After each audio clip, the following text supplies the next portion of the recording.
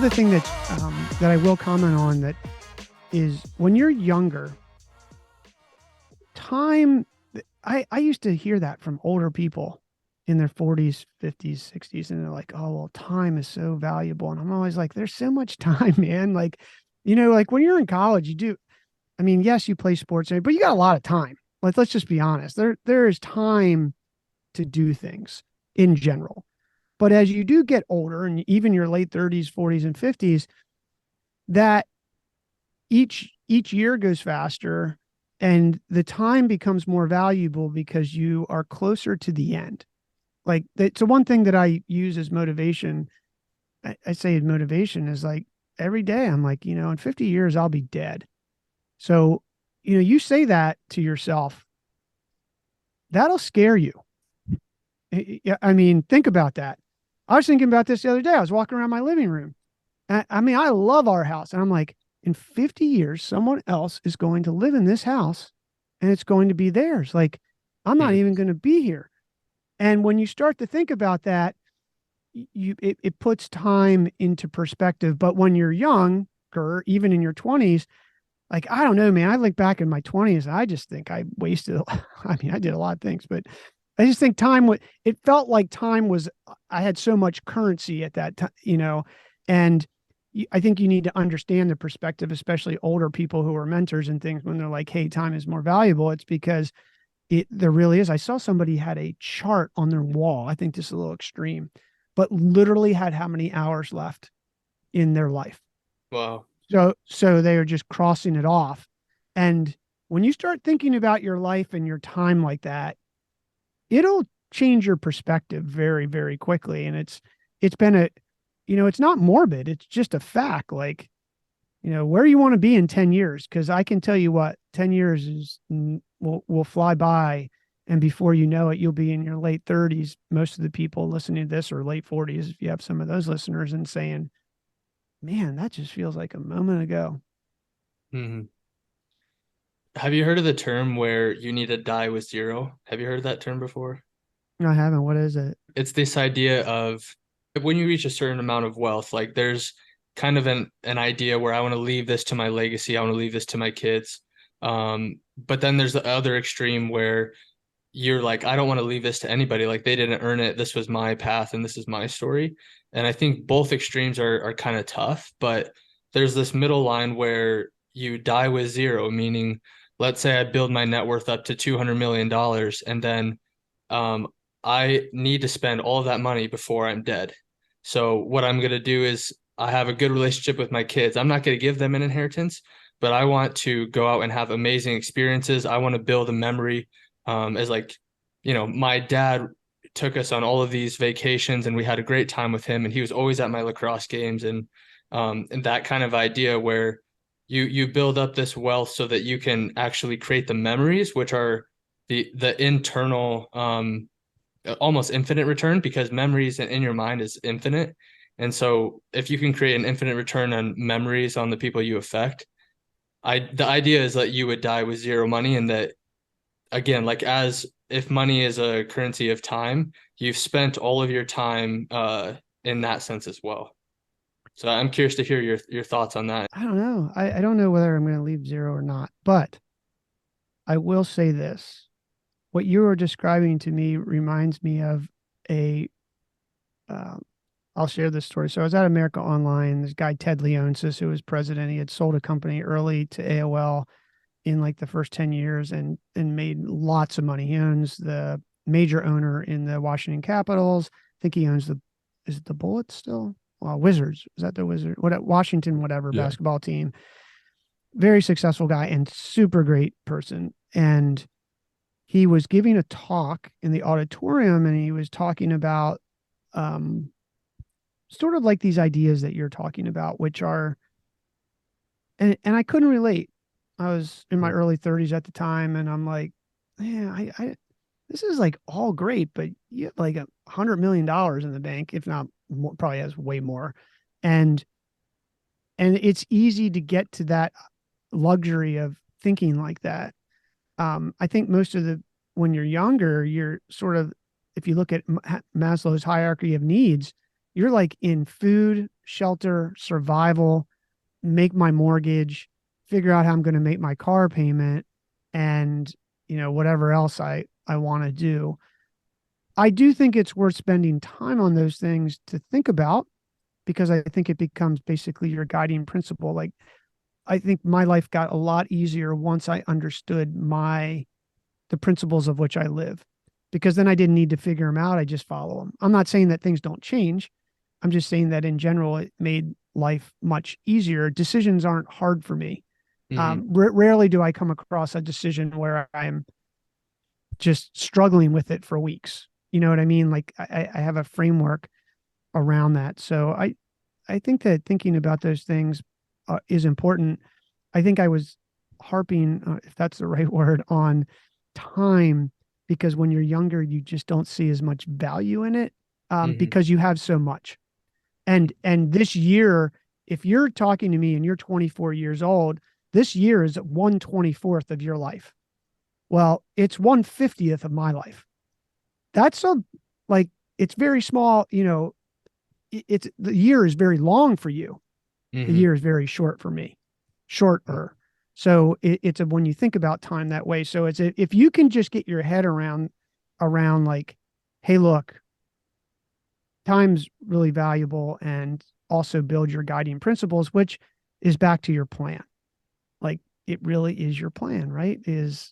Um, and what I found is I have frameworks for everything. I have a decision tree on how I make decisions every day in business, not just business. Like, it's literally says, is it important to me? If the answer is no, it gets discarded. If it's important to me, is it something that I can delegate? If the answer is yes, then who do I delegate it to and send it? If the answer is no, does it create money or not? Like, I literally have this on a drawing, which I'm happy to give you guys. And it made these decisions very easy for me. So if you can come up with these frameworks in your life that you can follow, then you'll eliminate a lot of wasted time, energy, and struggle around things. I don't know if that was exactly the answer you were looking for, Jake. Yeah, no, no, it's super good. I've never thought of it as like a fraction of your time. So like if you're 90 years old, like 1 year is 1/90th of your life. And that's crazy. And I don't know. I've never thought about that. That's pretty cool. Yeah, like when I was a kid, I remember I thought the summer was like endless, Yeah. right? Like, the summer is 3 months, man. The summer like flies by. Um, I mean, it is. And in my weekly newsletter, I'm so conscious about time that in my weekly newsletter that I put out, we are in week 11. I think we're in week 11 of 2023 already. And when you Wow. start bringing it forward to your head like that, I don't know about you guys, but it feels like it's just Christmas to me, Yeah. right? And then it's like Christmas, then New Year's, and then I got to get Yvette something for Valentine's Day, which is February 14th, and it's like just boom, boom, boom. So I keep track of those things mainly to keep my head around, because time can get away from you. I mean, Hmm. it can get away from you in your career. It can get away from you in a relationship that you may not be as happy in, but you're living in. It could be where your living gets away from you, and before you know it, you're like, man, I spent 10 years in that place. I really didn't like it. But what happened? Mm-hmm. No, that's great. One thing I want to ask too, so around like time perspective, and how you manage that without it scaring you too much and pushing you to the bed or to the seat to just still sit still. Some things that might be helpful. I don't know if that's creating a to-do list or having, like you said, having like an outline of how you make decisions that helps guide those things. But sometimes keeping that, I don't know if you call it consistency or keeping that constant motivation to keep going forward is sometimes difficult to find and difficult to keep. I myself have had those weeks where working long hours, feeling stressed out, and I'm like, damn, like kind of like a what was me mindset. But then I always remember like I got other things that I can look forward to or other things that I can think about and flip that switch very quickly because of that. So finding those outlets I think is important, and I'm sure you've seen that or have your own outlets that you use. Yeah, I think you got to exercise every day. I mean, I hate to break it down that simple, but I mean, there's just it's a fact. There's science around it. I mean, there was a study that came out just recently, academic study, and not all studies are created equal. This one's peer reviewed, and it seems legit. And I've seen some other science around it. Exercise is 1.5 times more effective at relieving depression and anxiety than drugs and therapy. Mm. And it's not magic, guys. Like, it's called release of dopamine, epinephrine, and 6 other chemicals that happen in your brain. Like, so for me, that has been my outlet. I bike. I try to bike 4 times a week, 100 to 150 miles, and those are 2.5 hour sessions, or like 215, depending on how much energy I have. 215, 220, and I get more work done on my bike. Not everybody who works for someone may have that sort of flexibility, but on the days that I I can't do that, I am in the gym lifting for an hour, and you really don't need to lift for much more than an hour. But things like that, Rylan, you touched on, your question was really packed. We probably do 5 episodes on it, but because you sort of touched on productivity, how you manage your time, and all those things. And I really, I don't have a super answer. I think that all these like wizard books that are out there that give you whatever to productivity, I think you got to find your own way, but you have to find what works for you. Like, I'm more of a Bruce Lee guy who follows a lot of Jeet Kune Do principles, and it's absorb what is useful, discard what is not, add what is uniquely your own. And if you can do that, then you'll figure it out. I use my count. How I do it is I use my calendar, and in business we use, which Jake, you'll be familiar with, Jira and Trello, and these basically running, because I a lot of the time wind up running software companies. We use the same framework for that, and then I have frameworks that I've literally written down. I mean, I've written down for she's really our operations director. I call her, and she's spectacular. But I have everything written down. Like, if I travel here, here's where I want to stay. Here's what I want to do. If I make decisions, here's how I'm going to make a decision. And it's just a lot easier. And some people make fun of this. My wife, I mean, she calls it my uniform. Gia calls it my uniform too. But like, I don't wear a lot of different things because I don't want to struggle with that in the morning. And that's been, people make fun of that. Some people are like, oh, tech bros think that that's not real. Look, I can tell you that not having to make that decision in the morning is really easy for me. When you don't have to use CPU to make these decisions, and you're going to make your life easier. So you need to figure out sort of how to do that. And, routines can be troublesome because you get into them and you don't break them. But if you do have these routines, like I eat generally the same things. My wife loves to eat because it tastes good. I eat for fuel. So, it's pretty simple. I ate a can of tuna fish for lunch, and I don't need to think about, oh my God, is it in the refrigerator? So I think whatever works for you. I'm not saying that my way is the way or anything, but find your way and document those things so that you have a framework to live by. I'm the same as you. I only eat for fuel purposes, and it's the very basic chicken and rice on the daily. Yeah, I Works. mean, Does I does the mean, trick. I think the other thing that we haven't talked about here, but will become a part of everybody who's listening's lives, is some significant other. Mhm. And I think it's really important. I think I get to say this after 27 years with the same person. So I think that qualifies me as an expert, that you, in order to have a successful relationship, need to find a person who already has an existing life, and that your relationship is something, the relationship is something in addition to your already existing life. And if you do not have that, then you will find an imbalance and probably not have super success. And it's mainly because codependencies and things like that, insecurities, and it will affect you. That, that is not talked about a lot, but I think it is possibly one of the biggest determining factors of how you're going to live your life and what your future looks like. And do you have enough courage to actually make those decisions? Because there will be times when you will be madly in love with a person that probably isn't right for either of you. And are you going to have enough courage to step away from that? And I'm not saying that that is not extremely hard.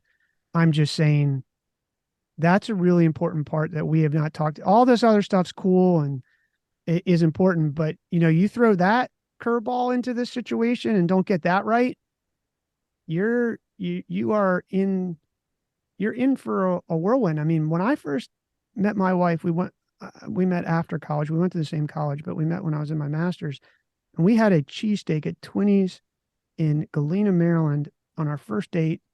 And one of the first things she said to me was, "Hey, look, I like you, but I'm pretty sure I don't want to have kids. So if that's on your agenda, let's have lunch and let's move on." And I'm from Maryland. I call it like the colonial, the original 13 colonies, the East Coast. People are Baltimore is a great city of which I love. But things are have a way to go there. Like, you're going to have kids. They're going to go to the high school you went to, and you're going to, I don't want to say repeat the pattern, but it's sort of that way. So as an East Coast kid, my wife's from the West Coast. I was like, what in God's name is this chick talking about? Like, this is effing insane. And for me, I was very curious because it was a different way of thinking. And I had not made a decision one way or the other. I felt like that framework I had lived in was made for me. So that's what I thought. I didn't know who it would be, but that was sort of it. And I was like, wow. So, and I got on board with that for better or for worse. Like, I don't regret it. I don't regret it either way. It probably would have turned out fine if I had gone the other way or not. But my wife was extremely, still is to this day, very independent, and so am I. And it was that recognition that we both had existing lives, and the relationship was something in addition to that has probably allowed us to endure. I say endure because, you make it to 5 years, I give you a thumbs up. You make it to 10, I'll smile. You make it to 15, I'm starting to get excited for you. You make it over 20 and you become a pro. So, you really need to focus on that. And it's a hard thing to say. And I think, in your early 20s, getting out of college, and you're trying to balance, you're trying to balance your future and you're trying to balance a love life. And those decisions can be hard, but they can be pivotal because you really don't want to wind up getting divorced. I mean, I'm from divorced parents. I'm not complaining. Like, I am who I am because of that. And that's probably a good thing for where I turned out. But,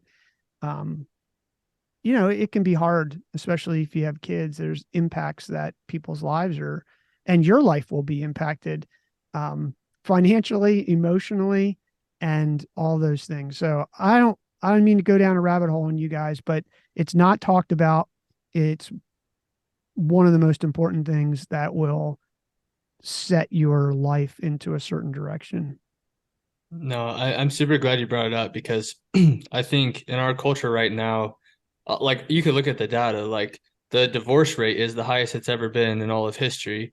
And I think part of that is people they don't choose the people who they really should be with. And also part of to your point, they don't they rely on the codependence of the relationship to bring them fulfillment instead of I'm gonna have my life, I'm gonna have or my wife will have her life, and then we'll come together and have a life together. But that life together is only because we were individuals and happy as an individual together.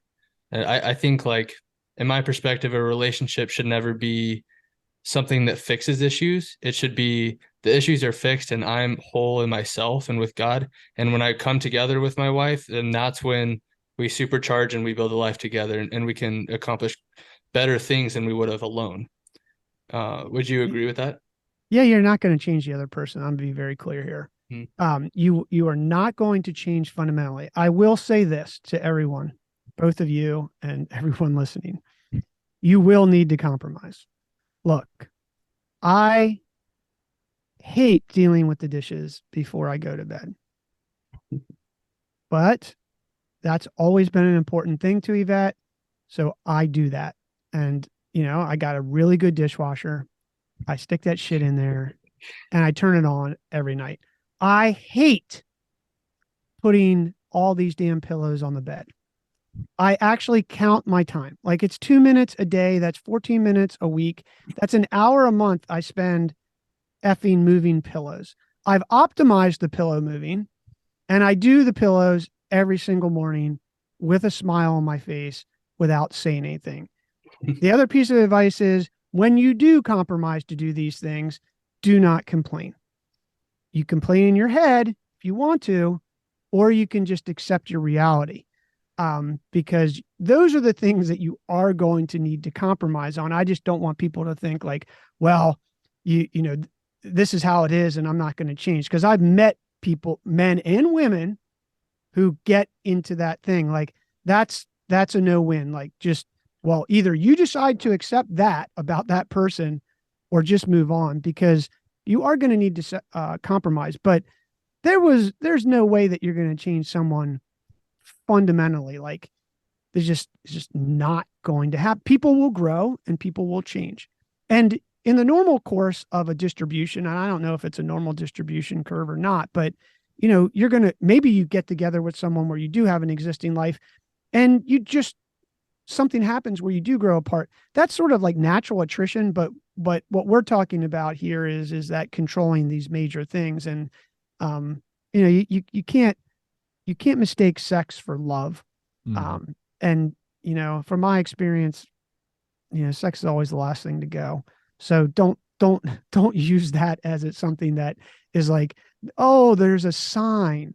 No, there's a sign from your hormones going on, which that's all natural. But I think fundamentally it's important to do that, and it's scary to have these discussions. And the other thing is that God knows, maybe you don't know who you are yet.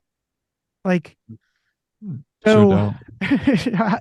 so you got to figure these things out and just take it one step at a time. But the partner thing, if there's been anything in my success, you said like, Brandon, what's the one thing we talked about it earlier? You were like, oh, you got to believe what you got to believe and keep going. Yes to all that.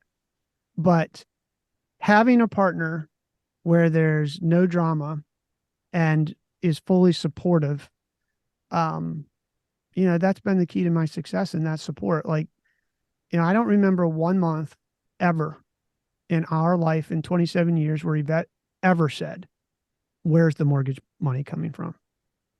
And, that says a lot. I do risky things. I've done risky things my whole life. And some of them paid off. The ones that paid off, luckily, God willing, have worked.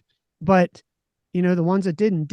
And there have been times. I mean, there were times where we had zero money in our bank account, um, for a minute. And if you don't have a partner who's going to stand by you in those moments, sort of like when you're 2 goals behind and there's 7 minutes left and everybody on earth has already started leaving the building, um, and everybody together on teams, like we can actually do this and you do it, those are that's the teammate you're looking for. I guess one thing we could close with, sometimes we do just like a rapid question or hypotheticals at the end to just finish out. This one is, if you could have dinner with anybody, dead or alive, who would it be and why? Outside of immediate family members and your wife. Yeah. I'd probably have dinner with right now. I mean, I'm reserving the right to change it as time goes on, but I think it'd be interesting to, oh God, I have somebody, but then now I'm thinking back, like where in history would I have, so I can go back to anyone dead or alive. Huh. I don't really, no one's asked me that. I'd probably have, I don't know. I don't know. I would say Elon Musk, but we probably don't have enough time here for me to think for 10 minutes. Like I go back in history and be like, well, did I want to hear what Genghis Khan had to say, or like go back to Aristotle and go back to Greek culture and do that? But I think Elon Musk is possibly a person who will change the trajectory of what we thought possible. And I think his impact on me was that I was riding my bike in Santa Barbara with a friend, and we were at the top of the Gibraltar climb, which is pretty big. And there were all these people up top. And my friend Andy turned to me and he's like, "Man, there's a SpaceX rocket from Vandenberg, which is just over the hill. That's what's going on. Let's like stop here and watch it." So I watch it, and I could see from our vantage point, because we were high up and not far. Vandenberg's not far. I could see the rocket, the two initial rockets that come off and now come back down to Earth land, and I saw it land. And that has never happened in that was Buck Rogers in the 21st century for me. That was, which predates a lot of people listening to this, but this is science fiction stuff even 15 years ago. The space shuttle didn't do that. The space shuttle's booster rockets did not land themselves back on Earth. They fell off and they weren't reused. And when you understand the physics of what's going on with that, to do that and to see that, and to have someone who believed, I'm not giving him, like, make no mistake, like Steve Jobs didn't invent everything. I mean, these people that have changed our lives didn't do that. But what Elon Musk has done, I have a Tesla, and that car drives itself. Like, and I mean, drives itself. I mean, I have full self driving. That's pretty effing incredible, man. Like, I mean, so that's my guy. And it was a longer answer, probably because I'm trying to buy time to like amend myself to go back and be like, oh, I want to talk to JFK or something. But Yeah. that's my guy right now, because I just think we're in such a pivotal moment in the trajectory of technology. I think that's a great person. I think he's a leading example of it doesn't matter if it's too difficult. We'll try again. We'll try something else. I think everything, I mean, I don't know him. Obviously, none of us know him, but like just from hearing him on podcasts and just hearing him talk and hearing his articles, everything he does is let's just try this. Let's just try this. Like he is so focused on testing in the future that nothing scares him. And it's truly testimonial to obviously the success he's had because of it. Yeah, and he does it. Like Mm-hmm. it's eerie. I mean, I live here in the Bay Area. I mean, he used to light off rockets. So I'm not going to say the guy's name, who lives next to me, literally next to my house. And they light off rockets in the front yard. I haven't seen any lately, but because I think he's just been too busy. But back in the early days when he was really focused on Tesla, he come over here to Half Moon Bay and they freaking launched rockets.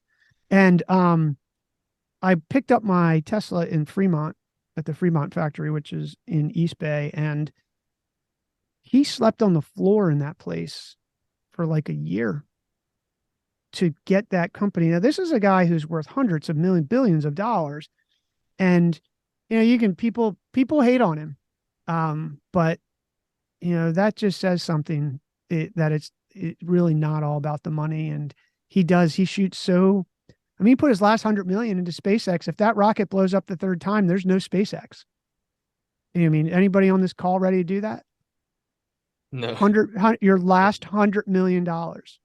Right.